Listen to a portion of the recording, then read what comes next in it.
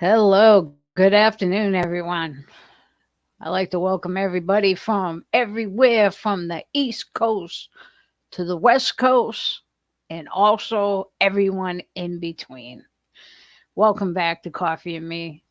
I really appreciate y'all being here, giving us a watch. Make sure you subscribe so you can see um, all my videos that pop up um, if you'd like to do that. My name is Tracey Pacheco Medeiros, and I am a suicide attempt survivor, also a state certified peer specialist, author, and a trainer. I have a BA in psychology with a concentration in addictions. I'm also a suicide loss survivor and an impacted family and friend of others who experience ideation. In the past, I've mentioned what I use for soul care and coping skills as an ideation and attempt survivor. There's another level to that process that we talk about in our peer to peer re energize and reconnect wellness workshops. We share what we do to help distract ourselves when we're stressed or anxious or angry, sad, depressed. And what I love about the distractions is that it applies to everyone. Ideation, attempt survivors, our impacted family and friends, as well as our loss survivors. And it's different for everyone. So now, what seems like a very long time ago, I spent about 3 years in DBT classes, dialectical behavior therapy. That's what it stands for. So, those of you who know me are always aware that among the many challenges I deal with is a diagnosis of borderline personality disorder. DBT taught me how to implement opposite thinking. When I would have negative thoughts, at the time, one of the most negative coping skills I had was self harm. Um, DBT slowly guided me to use distractions when those thoughts would show up, you know, and that's how I learned to simply go outside and do some yard work or sit in the sun. Another great distraction for me would to be go on a cleaning spree. Yeah, believe it or not, me cleaning, right? When Anne Marie had her stroke a couple of years ago, the hospital had the pandemic restrictions still going on, and I could not be in the ICU to support her. And I was really furious. I was also scared, you know, um, didn't know what to think. I called my friend George, to talk to him.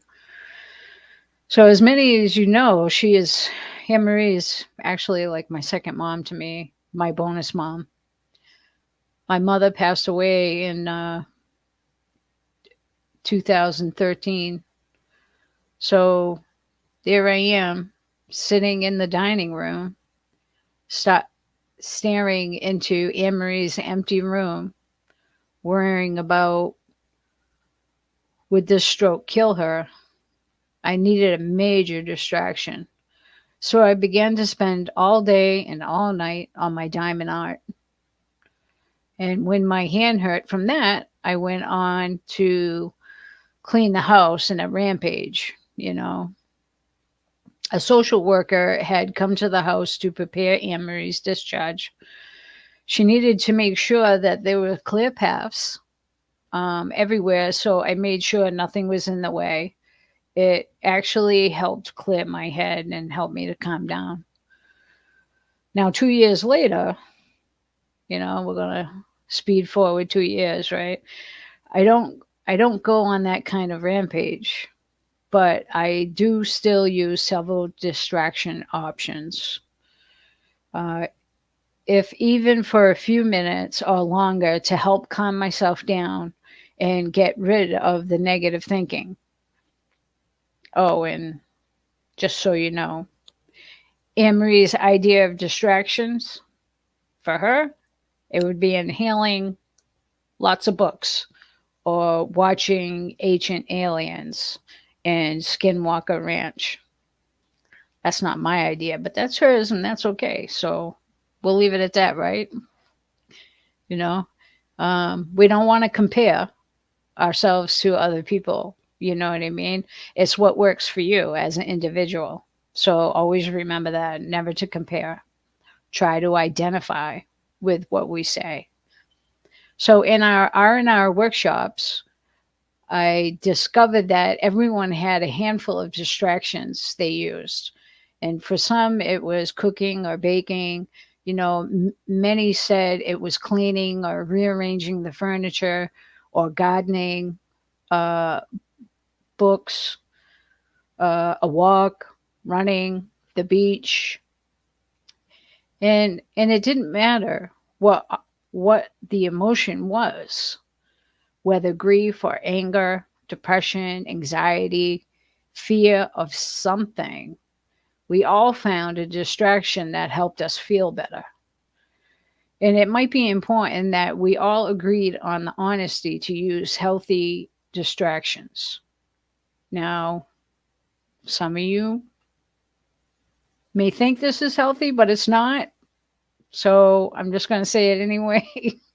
But drinking, drugs, and food, shopping, gambling, were not among the recommendations. So I'm just saying, that's it. I'm just putting it out there. That's not a distraction, man. Sorry to tell you that. Um, so, what are your distractions? I hope you can identify some of those. Um, how do you help yourself to break away from the fear, the anxiety, or depression? Those of us with lived experience need to do a better job of speaking up and sharing these coping skills. So I like to say that's it for today. You know, um, and that is it for today. And I want to let you know that I'll be back next Friday. So if you or someone you know are in immediate crisis, please call or text 988. And I'd like to thank everybody for watching or listening, whatever you prefer. Thank you and have a good rest of your week.